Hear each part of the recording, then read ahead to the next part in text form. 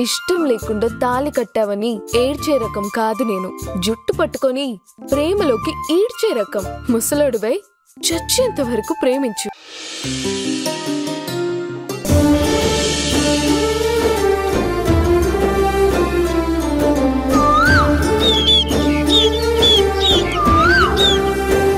అమ్మా ప్రియా, ఎవరమ్మా phone?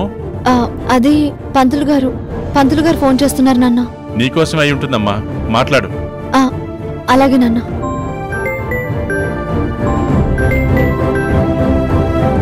Hello పంతులు గారు, నేనండి ప్రియాని మాట్లాడుతున్నాను. అమ్మా ప్రియా, నీతో మాట్లాడదామని ఫోన్ చేశాను. రేపు గుర్తుంది కదా, రేపు ఉదయాన్నే తలస్నానం చేసి అమ్మవారికి ఇష్టమైన కుంకుమ రంగు చీర కట్టుకుని తెల్లవారుజామునే దేవాలయానికి వచ్చి దీపం వెలిగించాలి. పంతులు గారు, అది ఏంటంటే... ఏంటమ్మా, ఏమైంది? ఆరోగ్యం బాగోలేదా? అదేం లేదండి,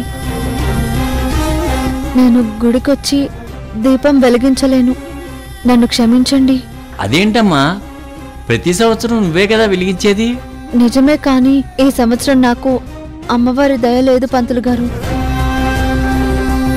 ఈసారికి నా ఫ్రెండ్ మేఘన వచ్చి దీపం వెలిగిస్తుంది. సరేనమ్మా, నీ ఇబ్బంది నాకు అర్థమైంది. ఇలా జరిగినందుకు నాకు చాలా బాధగా ఉందండి, మరోలా అనుకోకండి. దాందే ఉందమ్మా, అమ్మవారు ఈసారి ఇంకొకరికి అవకాశం ఇచ్చింది. వచ్చే సంవత్సరం నువ్వే దీపం వెలిగించు. ఉంటానమ్మా. అలాగే పంతులు గారు. ఏంటమ్మా, ఏమైంది? రేపు ఉత్సవాలకి నేను దీపం వెలిగించాలి కదా నాన్న. నాకు కాస్త ఇబ్బంది వచ్చింది, రావడానికి కుదరదు అని చెప్పాను. ఓ అలాగా, పర్వాలేదులేమ్మా. ఈ సంవత్సరం కాకపోతే వచ్చే సంవత్సరం వెలిగించవచ్చు. ఆ అవకాశం నాకు లేదు నాన్న. అదేంటమ్మా అలా అనేసావు? అంటే మీరు పెళ్లి సంబంధం చూస్తున్నారు కదా నాన్న. పెళ్ళైపోయాక నాకు దీపం వెలిగించే అవకాశం ఉండదు కదా. అది నిజమేనమ్మా. పోనీలే, 4 సంవత్సరాల నుంచి నువ్వే అమ్మవారికి దీపం వెలిగించావు. ఆ అవకాశం దొరికింది చాలు. ఆ పుణ్యఫలంతోటే నీకు బంగారం లాంటి భర్త రాబోతున్నాడు. అన్నట్టు నీకు చెప్పడం మర్చిపోయానమ్మా, ఆ అబ్బాయి ఫోన్ చేశాడు. ఎవరు నాన్న? ఎవరంటావేంటమ్మా, నేను చెప్పాను కదా, నా ఫ్రెండ్ రంగనాథం కొడుకు. అతనికి బాగా తెలిసిన డాక్టర్ ఎవరో ఉన్నారట, మీ అమ్మని వాళ్ళకి చూపిద్దామని చెప్పాడు. అన్నీ తనే చూసుకుంటానని చెప్పాడు. అన్నట్టు ఇంకో విషయం, రేపు శుక్రవారం వాళ్ళు పెళ్లి చూపుల కోసం వస్తున్నారు. నువ్వు రెడీగా ఉండు. ఇవమ్మా.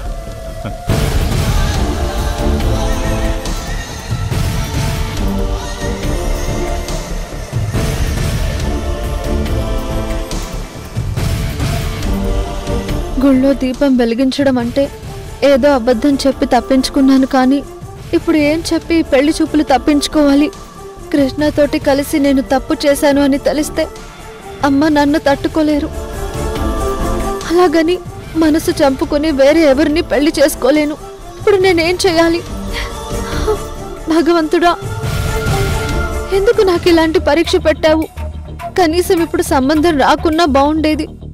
సమస్యకు పరిష్కారం చెప్తానన్న అత్తయ్య అక్కడికెళ్ళి ఏ సమస్యల్లో ఇరుక్కుందో ఏంటో.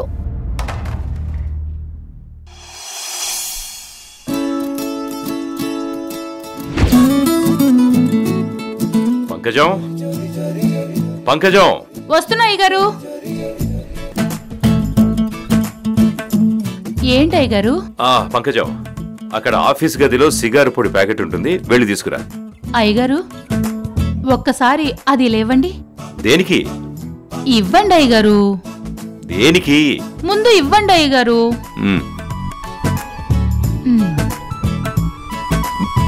పంకజం, పంకజం, ఏం చేస్తున్నావు?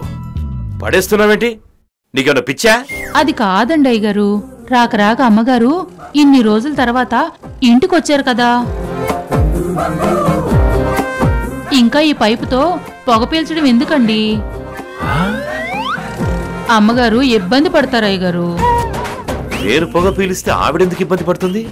ఏంటయ్య గారు ఏమి తెలియనట్టు మాట్లాడుతున్నారు? దగ్గరికి వెళ్తే కంపు రాదు. దగ్గరకా? ఎవరి దగ్గరికి?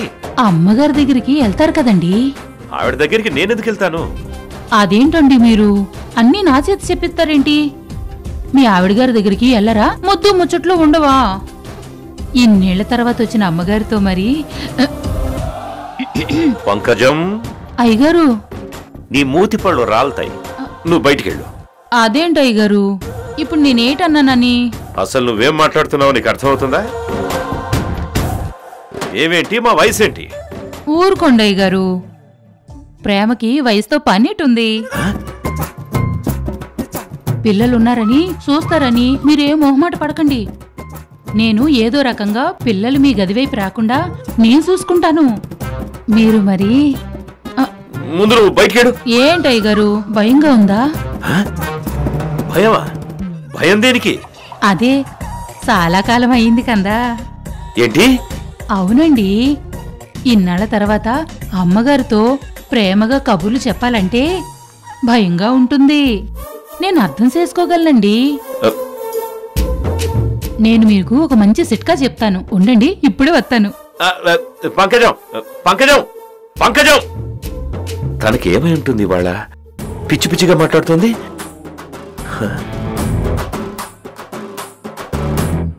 అయ్యగారు మీకోసం ఒకటి తెచ్చాను, చేయి సాపండి. ఏం తెచ్చావు పంకజం? అబ్బా చేయి సాపండి. ఇదిగోండి మల్లెపూలు.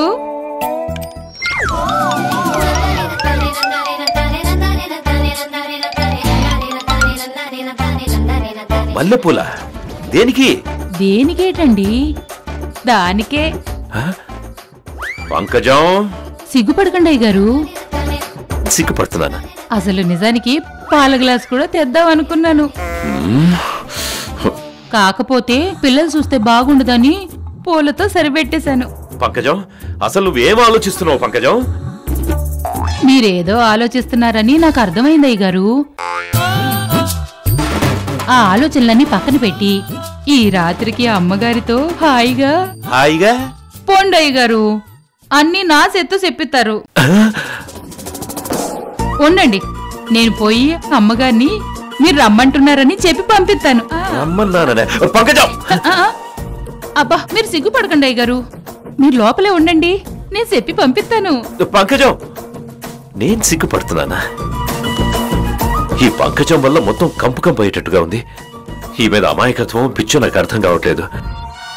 రానమ్మ దగ్గరికి వెళ్ళి ఏం వాగుతుందో ఏంటో. దీని తిక్కవాగుడికి కోపం వచ్చి వెళ్ళిపోయిందంటే నేను పడ్డ కష్టమంతా వృధా అయిపోతుంది.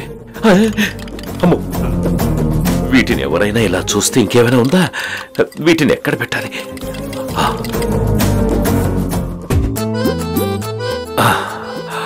అమ్మా, రేపు ఆఫీస్కి వెళ్లే ముందు ఈ మల్లెపూలు తీసుకెళ్లి బయటపడేయాలి. ఈ పంకజం వల్ల నాకు బీపీ పెరిగేట్టుంది.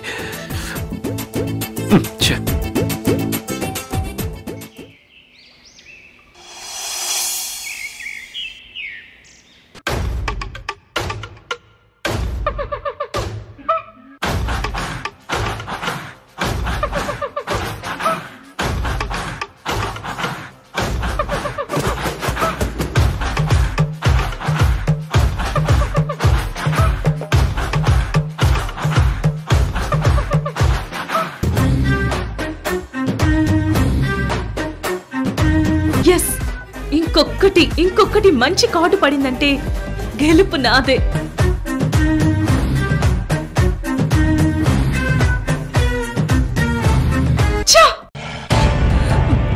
పోయింది 1,00,000, గెలిస్తే 2 లక్షలు వచ్చేవి. అనవసరంగా ఓడిపోయాను.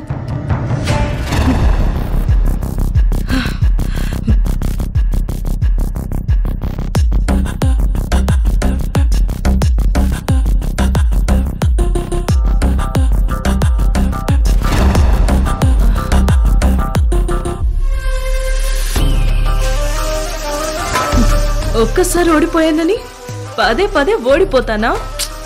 లేదు. ఈసారి 1,00,000కి 2 లక్షలు పెడతాను. ఎందుకు గెలవను? గెలుస్తాను.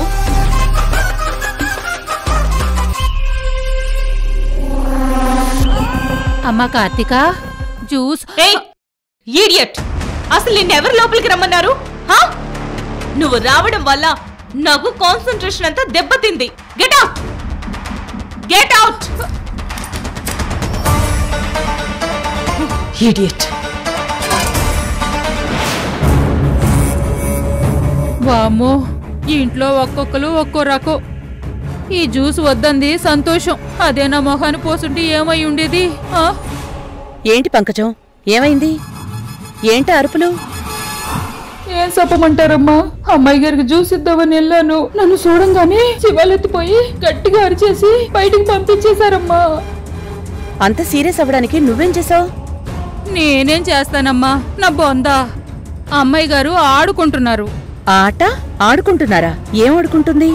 అదేనమ్మా, అదేదో రమ్మీనో బొమ్మినో ఆడతారు కదమ్మా. రమ్మియా? మీకిది కొత్త విషయం కాబట్టి ఆశ్చర్యపోతున్నారు. మాకిది మామూలేనమ్మా. ఆటలో గెలిస్తే ఆనందంగా ఉంటుంది. పొరపాటును ఓడిపోయిందనుకో, మా అందరికీ నరకం చూపిస్తుంది.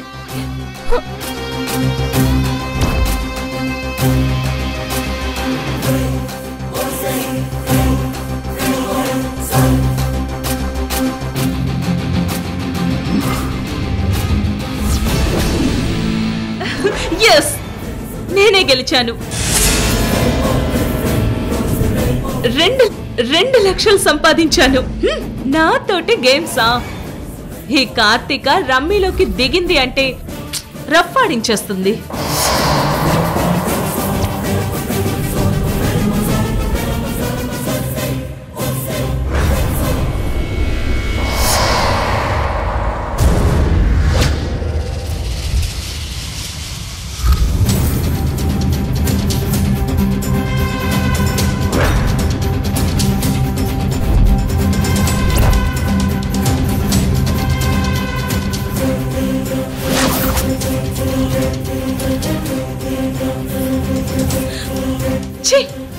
పోయింది, గేమ్ పోయింది.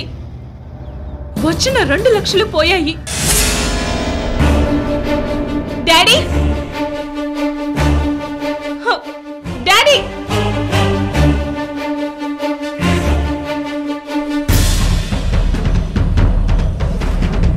డాడీ, డాడీ,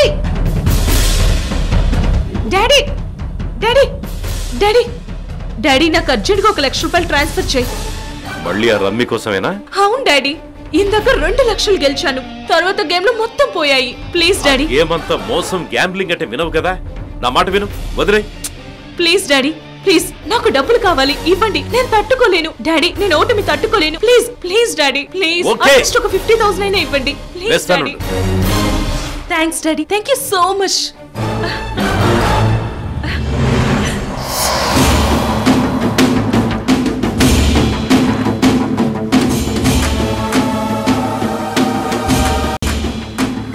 ఏంటండి, ఏంటిదంతా? నీకు తెలియదు కదా, కార్తీక ఆన్లైన్లో రమ్మి ఆడుతుంది. అది మోసమని ఎన్నిసార్లు చెప్పినా వినిపించుకోదు. ఆ గేమ్కి తను బాగా అడిక్ట్ అయిపోయింది. మనం ఎంత చెప్పినా వినిపించుకోదు.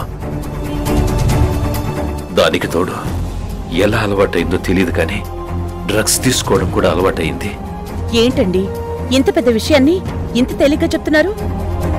తనెంత ప్రమాదంలో ఉందో మీకు తెలీదా? తెలుసు, అది తప్పని ఎన్నోసార్లు చెప్పాను. ఎలాగైనా అలవాటు మార్చాలని చెప్పి చాలా ప్రయత్నాలు చేశాను. నా వల్ల కాలేదు. అప్పటికీ డబ్బులు ఇవ్వకుండా ఆపాను. కానీ తను సమయానికి అనుకున్నది జరగకపోతే పిచ్చిదైపోతుంది. ఆ ఫ్రస్ట్రేషన్లో ఏం చేస్తుందో ఏమవుతుందో కూడా తెలీదు. అందుకే ఏం చేయలేక ఇలా బాధపడుతూ తను అడిగింది ఇస్తూ వస్తున్నాను. ఇంతకంటే నేనేం చేయగలను? ఏం చేయగలను అంటూనే చేయకూడనివన్నీ చేస్తున్నారు. నిజంగా పిల్లలు ఇలా తయారవడానికి మీరే కారణమండి. మీ మంచితనమో అర్థం కాదు, మీ చేతకంతనమో అర్థం కాదు. మీ చేతులారా మీరే మీ పిల్లల్ని నాశనం చేస్తున్నారు. అవును రాణమ్మా, ఆ విషయం నేను చాలా ఆలస్యంగా తెలుసుకున్నాను. బిజినెస్ మాయలో పడి పిల్లల్ని నిర్లక్ష్యం చేశాను. కానీ ఇప్పుడు మూల్యం చెల్లించుకుంటున్నాను. చిన్నపిల్లలుగా ఉన్నప్పుడు మంచి చెడ్డలు చెప్పలేకపోయాను. వాళ్ళకిప్పుడు పెళ్లిడొచ్చింది. ఇప్పుడు నేనేం చెప్పినా వినే స్థాయిని వాళ్ళు దాటిపోయారు. చేతులు కాలాక ఆకులు పట్టుకుంటే ఉపయోగం ఏం ఉండదండి. ఇప్పుడు మీరు ఏం చెప్పినా వాళ్ళు ఎదురు చెప్తారే తప్ప మీ మాటకి విలువివ్వరు. అందుకే నీకు చేతులెత్తి దండం పెడుతున్నాను. ఎలాగైనా సరే నా పిల్లల్ని ఒక దారిలో పెట్టు. వాళ్ళు మంచివాళ్లుగా 10 మందిలో పేరు తెచ్చుకోకపోయినా పర్వాలేదు, కానీ చెడ్డవాళ్లుగా మాత్రం ఈ ప్రపంచానికి పరిచయం కాకూడదు. ఎన్నో కష్టాలు పడి ఎన్నో సమస్యలు ఎదుర్కొని పోరాడి ఈ స్థాయికొచ్చాను. కానీ నా పిల్లలు నా పరువు తీసేవాళ్లుగా ఈ ప్రపంచానికి పరిచయం అవుతుంటే చాలా బాధగా ఉంటుంది. నిజం చెప్పాలంటే బయటికెళ్తే పిల్లల గురించి ఎవరైనా ఏదైనా మాట్లాడతారేమన్న భయంతో 10 మందిలోకి కూడా వెళ్లడం మానేసుకున్నాను. కావలసినంత సంపద ఉంది, కానీ అవసరమైనంత మనశ్శాంతి మాత్రం నాకు లేదు. నా పిల్లలు ప్రయోజకులు కాకపోయినా పర్వాలేదు, కానీ వాళ్ళని వాళ్ళు నాశనం చేసుకోకుండా మాత్రం కాపాడు.